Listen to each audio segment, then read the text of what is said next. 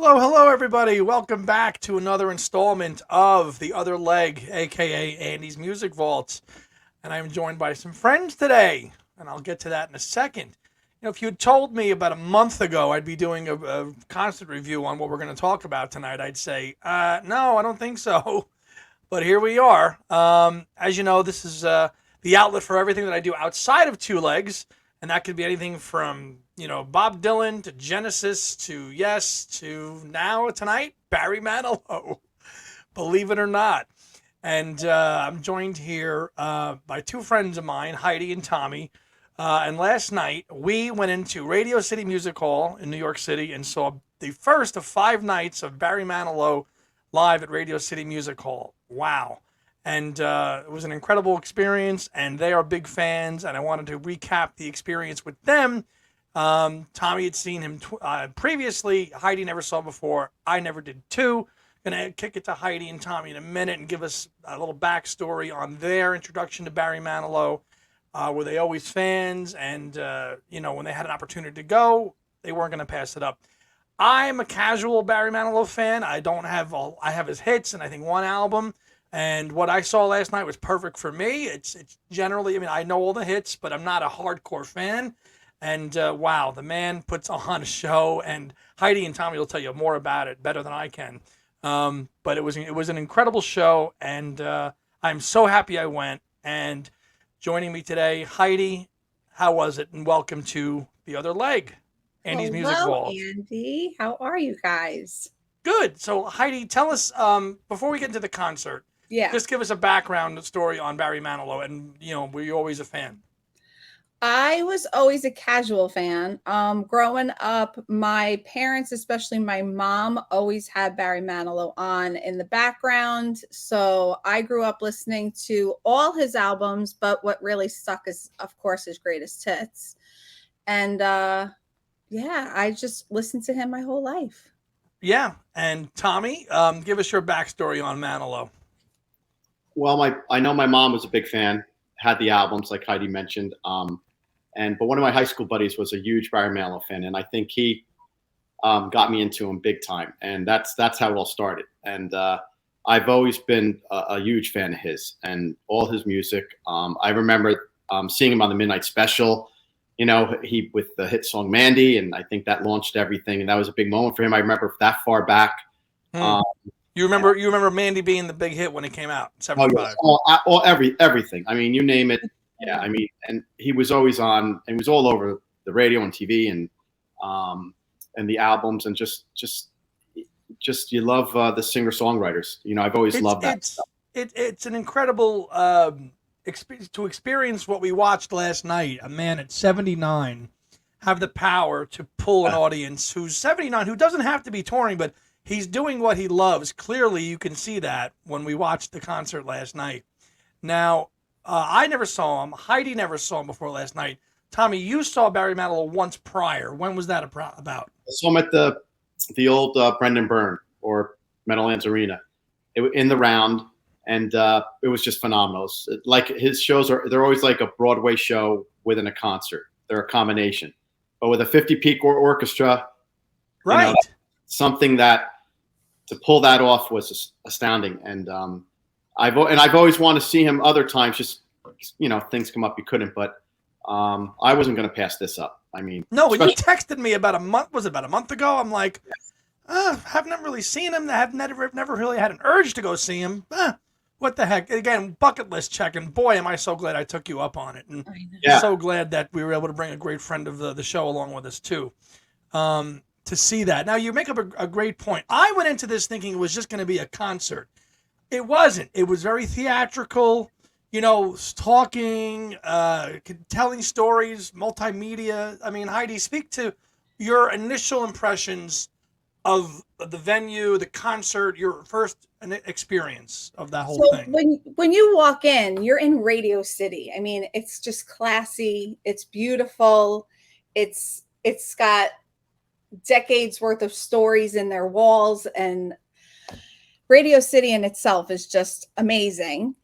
And then we had spectacular seats, orchestra seats, thanks to Tommy. Yes, He did an amazing job. The crowd got into it. Barry's very charismatic. He's just he knows how to get the crowd involved, and you can't help but reciprocate. And we were talking on the way home, and Tommy and I were saying we felt like we just hung out with a friend all night. He's just got that kind of a personality. True showman, right? I mean, from start to finish. Showman. And like you said, he's 79, and God, can he put on a show? He's moving, he's playing the piano, he's singing. And then the 50 piece orchestra behind him just right. I mean, so like it's not a solo. You got 50, you know, you had a 50-piece orchestra at Radio City. It was classy. It was just total class through and through. It was. And I think when Tom mentioned that, it was like, hey, you know, with an orchestra, you were like, I'm not going to pass this up, Tom, right? No, I mean, I think that's what I texted you. I said, Andy, there's no way you can. It's Barry with 50-piece orchestra. You can't miss this. You know, it's. I mean, he's a legend. I think for all of us, he definitely was a check the box to see a legend kind of show, right? Yes. You know, and how cool is it that he's a native New Yorker and we're seeing him in his hometown? Yes. He was so happy to be back in New York. Yeah, right? He loved being there, and he was loved by everybody. A big love fest last night. But he made you feel, even though it was 5,000 or 6,000 people there, it felt intimate, right? It very much did. Yeah, I mean, Heidi, what was the best line of the night when he was talking? You told me it. What would he say? You remind me. Can't we just close the doors? Oh my gosh! Can't we just close the doors and order a pizza? He was loving it as much as we were. He didn't want it to end either. He just wanted it to keep going with some pizza. Yeah. He was like the other time I've seen him. I'm very genuine, humble, greatly appreciates, you know, the fans. He gets it. He's like Elton. And he is somebody, and we talked about this driving in. He gives the crowd what they want. Now he's got new albums and stuff, but he is delivering his 17, 18 songs for the most part. They're all bona fide, you know, big hits. You know, every single one of them is. And I mean, we'll get into the set list in a little bit, but Tommy, you're a veteran concert goer. You've gone to thousands of shows. You've seen plenty of acts. Classic acts that you say, you'll say, Andy, don't go see because they're playing all new stuff, and you're like, not good, right? He didn't do that. No, you go to see people. They don't play what they want. They play what they want to, and they forget how they got there because of us. Granted, they're talented, and they're able to give us great music, but still, we're the ones who buy everything. And I never understood why performers do that, or they change their songs, different arrangements. A fast song is now slow. You know, vice versa. You know, Barry is one of those. No, we'll get to that, but go on. Yeah. Yeah, but I'm just saying, he just gets in. Like Andy said, he gives you what you want, and he's just a true professional. You know. Yeah, and I can't listen. I'm not saying that artists shouldn't play new music. Artists, I think you should play, but don't make it the whole show, right, Tom? Is what you're saying? Exactly. No, it's new. I love the new stuff sometimes from people. Just I don't need to hear 9 and 10 of it. You know, 2 songs is fine. Right. You know? And Barry did not do that. So I'm going to read through the set list, and I'm going to ask your guys' thoughts on what your favorite parts of the show were as we go. I've got the set list right up. So Barry comes on, no opening act, came on at about 8:20. He went right into It's a Miracle, and then into Daybreak, into Looks Like We Made It, into Can't Smile Without You, which was really great. So great. This one's for you. New York City Rhythm, Even Now. Then he did a little bit of a medley of the old songs, Ready to Take a Chance Again, Jump Shout Boogie. Then he did Trying to Get the Feeling Again.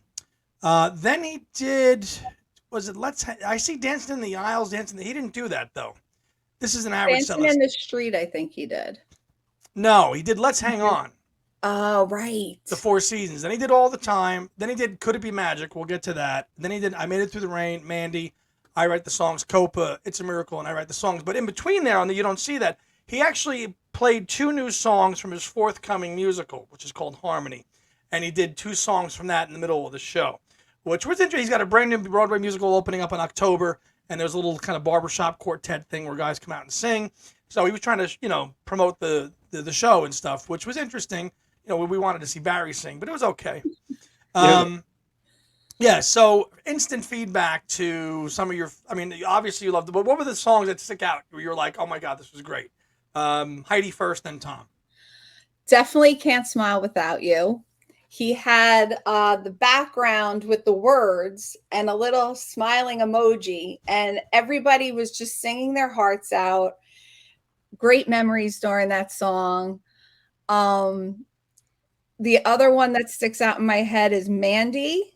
He had a video in the background of when he first started out, that something Tommy will probably talk a little bit about later. When he first started out playing the piano, singing, and then that switched into Barry live singing. Then they played together. It was him, old and new, playing together. Those two are definitely my favorites, for awesome. sure. Tommy? Well, It's a Miracle is my favorite song.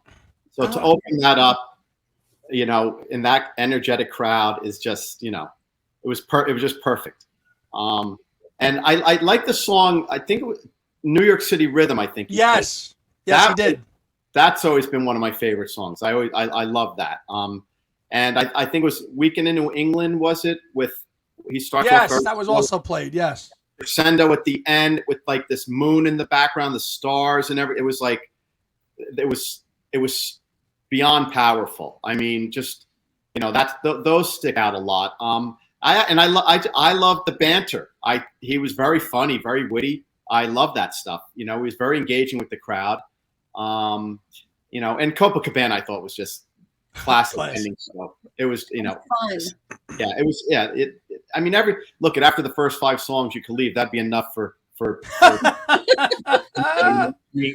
But he has this whole repertoire and catalog. I mean, it's just amazing. Well, what I think is pretty interesting is that he'll finish a song, but he's got this really cool ability to sing a song, finish it, but then kind of keep that talking thing going while the rhythm's going. Yes. And then circle back to it. Yeah. Right. So he did that with It's a Miracle. He did it with a couple of songs where you're right. He'll talk and he'll say, okay, we're here, blah, blah, blah, then he'll go back into the song, which is really cool to kind of keep it going. And then he'll introduce the band and stuff and go into and then they'll go into the next thing. And then I got to say, the audiovisual component of the show was top notch in terms of, how it was produced. He had a really cool part of the show where he talked about his background and his grandfather being from Brooklyn and Williamsburg, and had an audio recording of himself as a young boy singing happy birthday and his grandfather talking to him for the inspiration to become a performer. So heartfelt that you're hearing that and seeing that on the screen at the show. And then he sings This One's For You to his grandpa. Yes. That was incredible. See, moments like that. Yeah, and he lets everybody shine on stage. The orchestra, the backup singers, even though it's a 50-piece orchestra, you got the sense that they all had their moments. He was very, very like no ego. How many times did he say, "Look at what I have behind me"? I mean, he couldn't believe it. He was appreciative, humble through and through, and gracious. Now, one of the songs that we all love, which was performed in a different arrangement, was "Could It Be Magic?" And he talked about how it was done in a disco version by, I believe, Donna Summer in the late 70s. Now, and he played the disco version, which was enjoyable, but it wasn't the true stark ballad that we all know and love. That it's "Could It Be Magic?" Real, powerful ballad, which he did not play. Little disappointed, right? A little disappointed, yeah. I would have preferred the slower version, but it was his take on it. Doing the disco version. Well, Donna's take on it, but he wanted to share it with us. But I would have preferred the slower version. Tom? Yeah, I think Donna Summer, it was, because I remember when she did it, I think it was a -- 1 hit for her. I don't know if it was a -- 1 hit for Barry, but it was a huge hit. But I was listening to that today driving that song. It's like his Hey Jude. It's like over 6 minutes. Yep. It's a tremendous, the start to finish, how it builds, and that's, I would have preferred that way too. But I get why he did it. The song, upbeat, get the crowd going. Right, and we talked about that at the show last night. when you're at a concert, you want to feel good, so you can't have a set list full of these kind of maudlin, full, slow, funereal type songs, And he's got a ton of them, and he plays some of them, ballads, Mandy and stuff, and can't. So, I guess, something like that is, it's kind of a little bit of a, maybe a little bit of a, it might kind of darken the crowd's mood a little bit. So you want to keep it up and peppy and happy and joyful. So I get why he did that arrangement. But another surprise in this set, and I did not know that he did this, and he showed the album artwork for a lot of the albums, which was really cool. Yeah. He did a cover of the Four Seasons' Let's Hang On, which I did not know that he ever did that song. Tom, did you? Or no? Honestly, did you hear? Probably not, right? No, I don't believe so. He talked about how much he was a big fan, and maybe that's why, But no, I haven't. Yeah, the Let's Hang On was a cool thing. I mean, just energy throughout the whole entire show. Yeah. Through and through. I mean, it was very enjoyable from start to finish. I'd go again. And if we, as somebody who has never really had any real desire to go see Barry Manilow ever, and again, just being a casual fan, I really enjoyed it. So much. It's amazing. Go ahead, Tom. It's amazing you've never seen him, yet look at the appreciation and the excitement. You can tell how it touched you. That says a lot. Yeah, and then to close it with the penultimate, I write the songs, okay, which is always a showstopper. I know. And he pulls out all the stops with that one, and you knew that, and the whole place gets out, and the glow sticks are going. Glow sticks. Right? Yeah. But he was just, as great as a singer, he was just so damn entertaining and funny, too. Yes. Mm-hmm. Yeah, for a guy that ballads, he has a lot of upbeat stuff, and his shows are very energetic. They're not, he's always been like that. So, is there a song that he did not play that you would have liked to have had played, Heidi, Tom? We kind of talked about this on the way home. He had done in his past a bunch of jingles, and we were kind of hoping for a medley of the jingles he did in the past. I've heard that he's played that at previous concerts, so we didn't get the privilege of hearing that. I would have loved to have heard that. Other than that, he played everything I wanted to hear. Awesome. Tommy? I've been lucky enough. I have seen the jingles. So that, yes, it's and he talks about it, and as he's doing them, it's like, oh my God, as a little kid, you're watching these commercials. He did this, he did that, he did this, because that's how he got his start. That's what led him basically. Initially, but I think I can't complain about the set list. One of my favorite songs is Bandstand Boogie, the American Bandstand song. Mm-hmm. That is just, I love that song. I wish he played that, but Yeah. I mean, the American Bandstand song. Oh, you yeah, mean? a great song. Yeah. There was one song I was hoping to hear. It was a little bit of a bigger hit in the '80s called "Read 'Em and Weep." That would have been cool if he had sung that song. Yes. Tom, you know that one, right? Yes. Yeah. I think it's on his greatest hits 3. I played that one today. I'm like, that would have been a good song too. Damn it! But hey, I don't think he played "Ships," which is another great song, or great the song old songs. There's, but I mean, he came out at 8:20, had an intermission of about 20 minutes. I went with 10. By 10:30, the show was over. Right? Mm-hmm. It was, I'd say, very close to a 2-hour show. Unbelievable. Yeah, I mean, a nightmare to get in, but we got there. Oh my gosh, yeah. We got there. Vic. We got there, and I personally hadn't been to Radio City Music Hall since 2003 when I saw Yes there. But that was but the venue is still the same classic venue it was, right? It's a cozy, comfortable place. Yeah. I just didn't know how many, and every artist and band has their fans, but the amount of what do they call them, fanalos or whatever? Yes. That was mind blowing. But I guess every band, every artist has their hardcore fans. Yeah. I know the crowd was incredible last night. They were so into it. Oh yeah. We stood up right away in the beginning, and then we sat down, and then it got fast music time, so we stood up again. It was just, everybody was really into it with the glow sticks and singing. Sometimes he would just stop singing, and you would just hear the whole place singing along to his music. It was incredible. Yeah, it absolutely was spot on, Heidi. I don't know Yeah. if it was a sellout, but Tommy, you seem to think it was absolutely Oh, had to be a sellout, right? I think all 5 nights are sold out. He's had engagements there. He's played 15 nights. I mean, and he's played arenas. I mean, he's had long engagements there, and I think it's all 5 nights are. That's why he's playing 5 nights, because he could probably play 10 if he wanted to. I mean, and He really could, because he's much more of, I think, of a Vegas guy now. He does his shows in Vegas, his Vegas residency. So, like a Rod Stewart, I don't think coming back is a whole big. It's a big deal. To your point, to do Radio City when he's such a Las Vegas kind of type personality now. Absolutely. Yeah, but he mentioned so many times how happy he was to be back in New York and that he's from Brooklyn and Yes. win. Yeah. And his From voice, my mother's neighborhood too. That's right. and My his voice. parents' neighborhood. That's right. Yeah, Oh, yours your too. what was that neighborhood? Well, he said Williamsburg, but I Yeah. actually have I have some deeper stories. It's actually he's actually from more the Flatbush area. Oh, okay. And I have family members that can attest to this. You know, Mhm.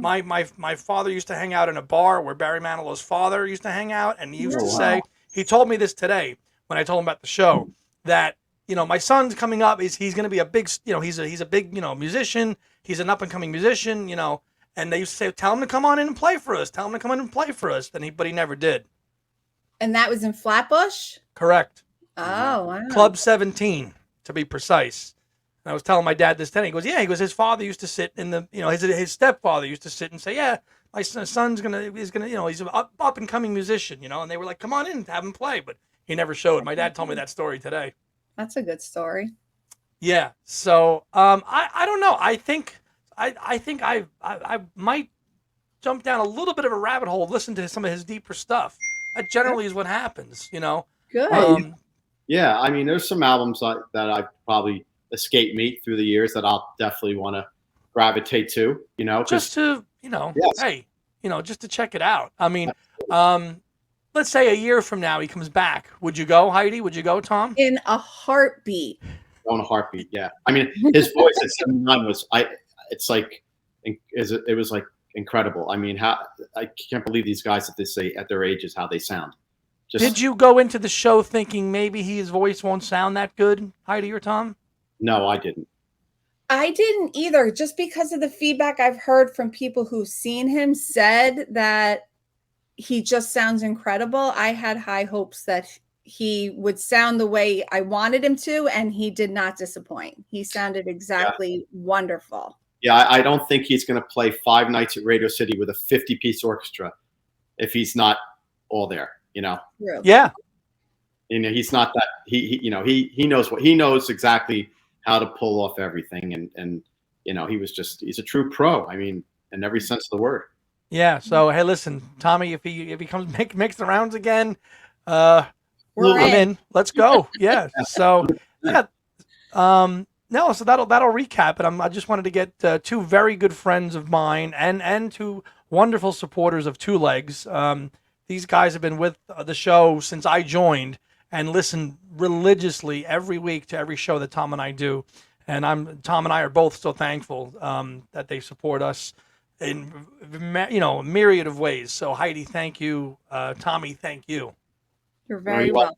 Too late. Thanks for having us. Yeah, so that will wrap it for this installment of Andy's Music Vault, The Other Leg. You never know what kind of episode or review you're going to see on here. You won't see anything on Rapper Country, though. That I can guarantee.